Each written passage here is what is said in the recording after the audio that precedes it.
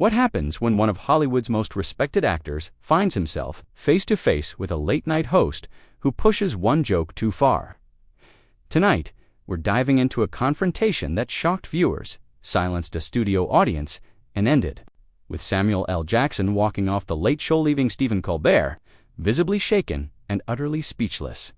This wasn't just another awkward celebrity interview, and what happens when respect leaves the room. But before we unpack the tension that unraveled Live on Air, make sure you hit that subscribe button and drop a comment. Do you think late-night hosts are crossing the line more often these days? Or are celebrities becoming too guarded? Now let's set the scene. The atmosphere inside the Late Show studio buzzed with its usual pre-show energy. Samuel L. Jackson, a Hollywood icon with a career spanning more than 4 decades, was the evenings. He had come to promote his latest action, thrillercool.com, and ready for a standard late-night chat. Cameras rolled, applause thundered. Stephen Colbert beamed as he introduced the veteran actor. Ladies and gentlemen, Samuel L. Jackson. Colbert grinned as the crowd cheered. Jackson took his seat across from the host, nodding to the audience with quiet confidence. Then it began. Colbert leaned in and, with his signature smirk, launched the first question. "Sam, your new movie's packed with some pretty wild stunts."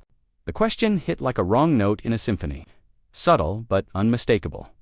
Jackson didn't react immediately, but those glare on screen recognized it instantly.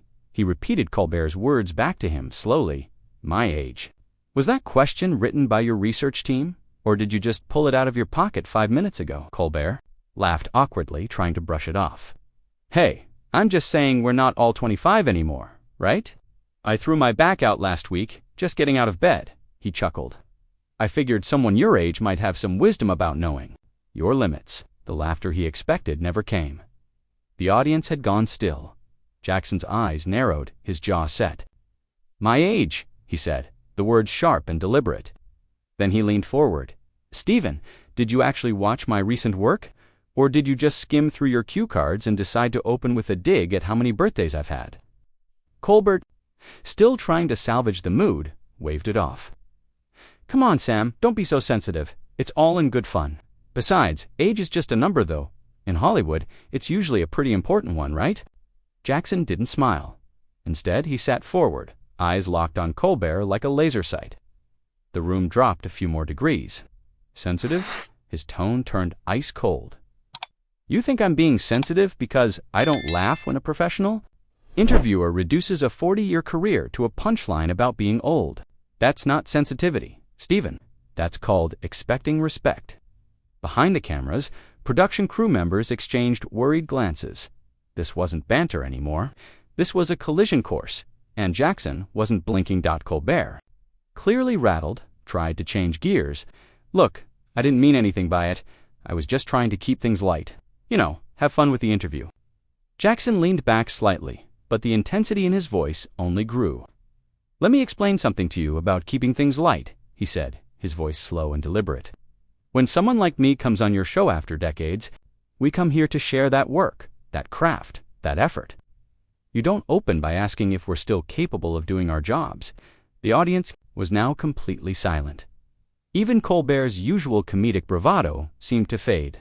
He tried, the nervous edge creeping into his voice. "I interview people all the time. We always have fun with these kinds of topics. It's just comedy." Samuel L. Jackson laughed, but the sound was dry, sharp, and humorless. "Comedy?" He raised an eyebrow. "Comedy requires skill, timing, respect. What you did, that wasn't comedy, Stephen. It was lazy. It was disrespectful. And frankly," Jackson said, his voice razor sharp, "it was beneath what I expected from someone with your reputation." The tension inside the studio was now unbearable. Camera operators kept filming, but the usual energy had drained from the room. Everyone from the crew to the audience knew this wasn't just an awkward moment. This was uncharted territory, and no one knew what would come next. Colbert, clearly rattled, made a critical mistake. Okay, I get it, you're upset," he said with a strained chuckle. "But honestly, Sam, maybe you're overreacting. A bit. I mean, it's not like I said anything that terrible. Age jokes are kind of standard in this business." The words landed like a dare. Jackson didn't move at first. His face was unreadable. But when he finally spoke, his tone carried the kind of finality that ends conversations and careers alike. Overreacting, he repeated each syllable crisp. I've starred in films that defined eras. I've built a career on professionalism and respect because I expect basic courtesy. Colbert, visibly shrinking in his seat, tried to salvage the moment. Look, maybe we just got off on the wrong foot. Let's reset. Forget the age.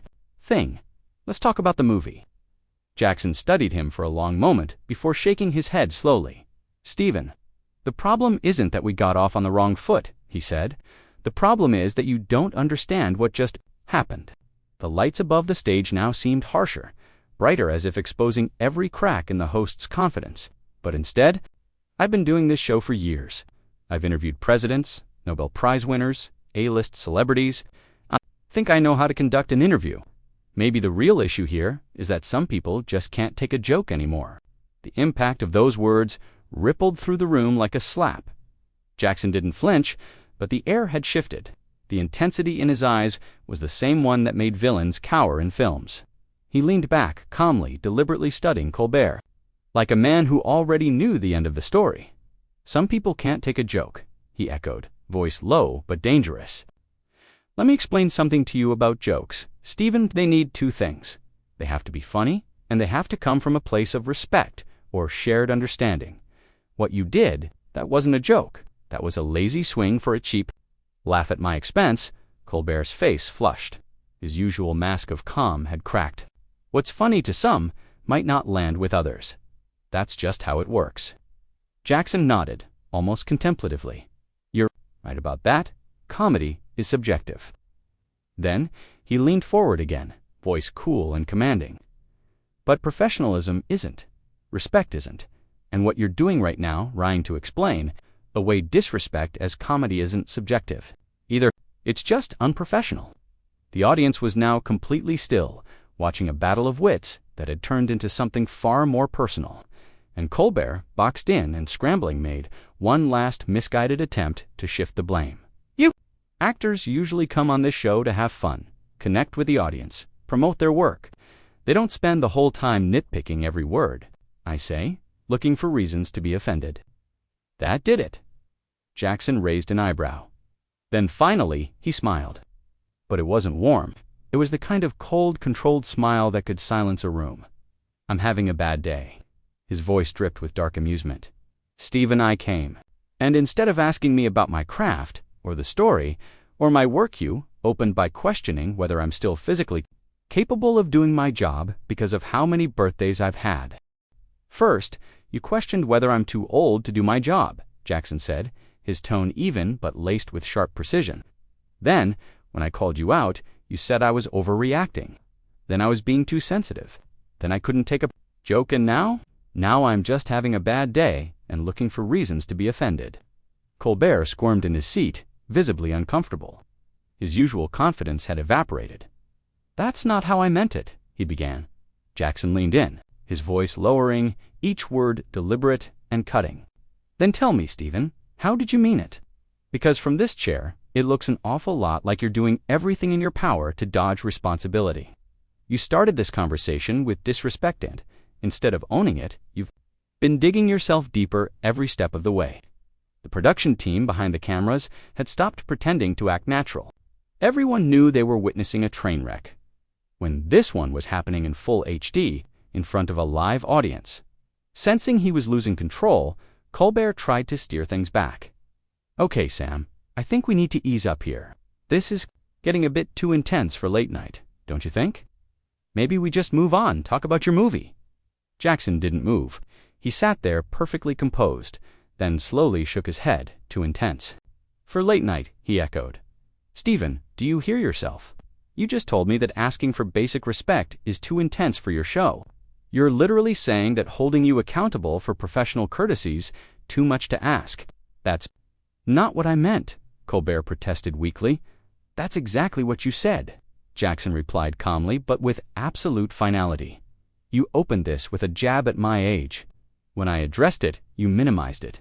When I explained why it was unprofessional, you dismissed it as a joke. When I didn't back down, You painted me as difficult. And now that I'm asking you to own up to it, you say this is too much for your show. You could hear a pin drop in the studio. Colbert, now floundering, made a last-ditch effort to retake the stage. Sam Lakeim, trying to be reasonable, "Here, I said I was sorry. I tried to move on. Keep it light, stay professional. But at some point, you have to meet me halfway. I can't just sit here and let you lecture me on my own show about how to do my job." The words hit the floor like a steel trap slamming shut. Jackson didn't reply right away. He just looked at Colbert. Then, quietly, he began removing his mic. "You can't let me lecture you about how to do your job," he said, his voice low and resolute. "Stephen, you just proved my point better than I ever could." Colbert's expression shifted. Instantly, from frustrated to panicked. "Wait, Sam, come on, don't do this. We can fix it. Really? Let's just talk it through." But Jackson was already standing. He placed the microphone gently on the table beside his chair and turned to look at Colbert one last time. "Let me break it down for you," he said, his voice calm, direct, and unshakable. "I didn't come here to lecture you. I came here as a professional ready to promote a project, have a conversation, do the work. You opened with disrespect, and when I held you accountable, instead of apologizing and moving forward, you tried to make me the problem." He took a step back, his presence still commanding the room. "You told me I was overreacting. You told me I couldn't take a joke. You said I was having a bad day, looking for reasons to be offended. And just now you told me that I don't get to call you out on your own show." He paused, straightened his jacket with quiet dignity, and looked directly at the host.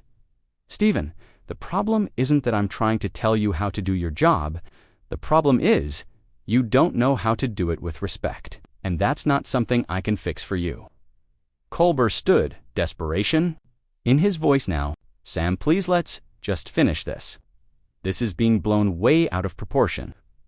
Jackson turned to him one last time. "No, Stephen, this isn't blown out of proportion.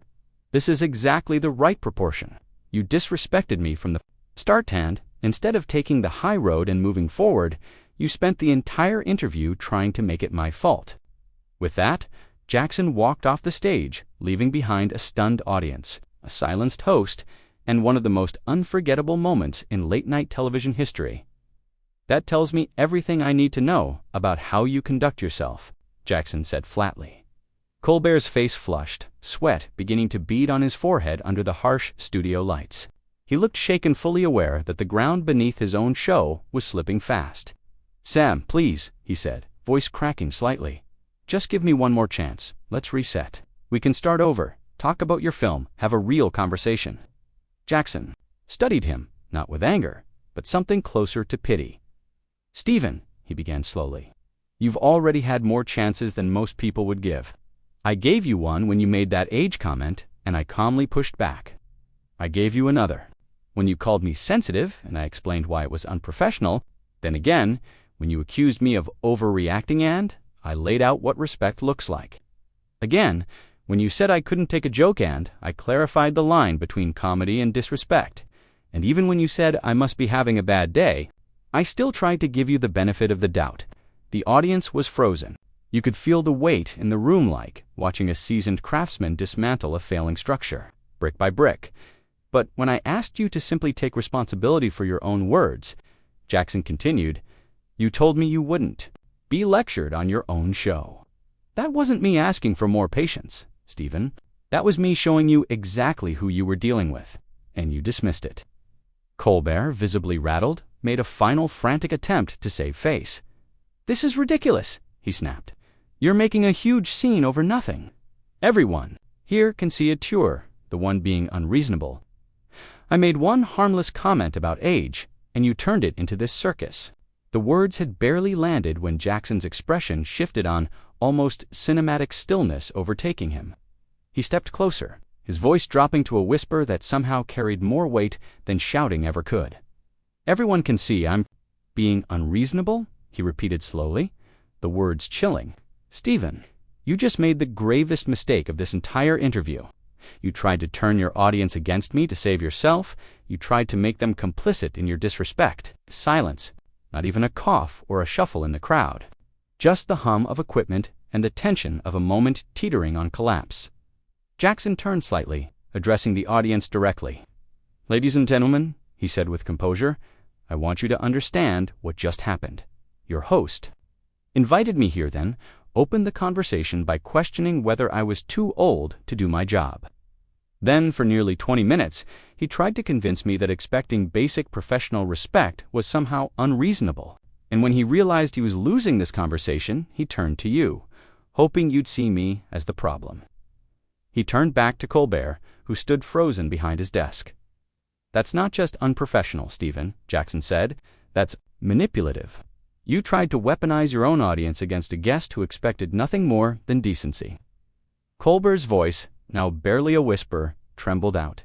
"Sam, I think you're really misunderstanding what's going on here." Jackson smiled, not kindly.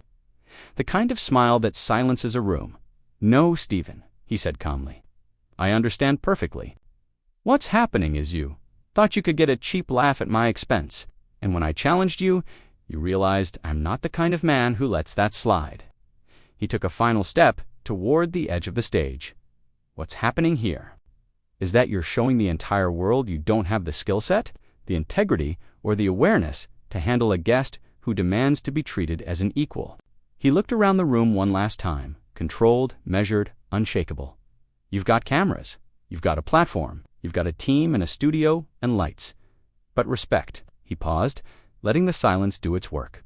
"Respect isn't part of the set dressing, it's earned. And tonight, you showed us all you haven't earned it." And with that, Samuel L. Jackson turned and walked off stage, leaving a studio in stunned silence and a host with nothing left to say. It's about how you treat people when you think you have all the power. Colbert, now visibly desperate, followed Jackson toward the edge of the stage. "Sam, don't do this," he pleaded. "Don't walk out. This makes both of us look bad." Jackson stopped, turned. His final look wasn't angry, it was clear, unwavering, resolute. "No, Stephen," he said. "This doesn't make both of us look bad. This makes you look bad. I came here prepared, professional, ready to have a meaningful conversation and promote good work. You chose to start with disrespect. And when I pushed back, you doubled down." He let the silence stretch, then added, "I'm walking away because I respect myself too much, and I respect my craft too much to sit here and pretend what you did was acceptable." The cameras kept rolling as Jackson turned again to leave, but Colbert, in one last, desperate grasp for control, called out his voice, loud enough for every mic to catch, "Fine, Sam, walk out. But people are going to see this. They'll know you couldn't handle a simple interview." Jackson stopped. At the very edge of the stage, slowly, he turned back for one final time. His voice, even and unshaken, cut through the tension like a blade. "You're right, Stephen. People will see this, and what they'll see is a veteran actor who showed up prepared, respectful, and ready to work on your show. And a host who led with a cheap shot, couldn't take accountability, and spent the entire interview trying to spin the blame onto his guest." He took a breath, but didn't need to raise his voice.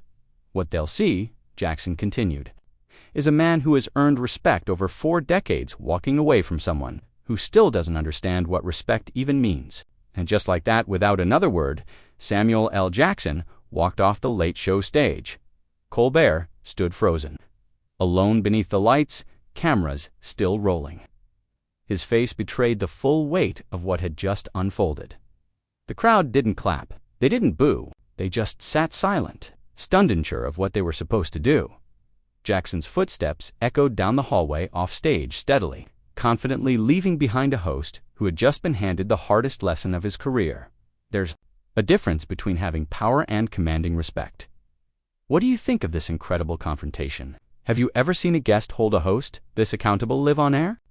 Let us know in the comments, and don't forget to subscribe for more explosive moments from behind the scenes of Hollywood. Should celebrities walk out when a host crosses the line? Or should they smile, nod, and suffer through it for the sake of promotion? You decide.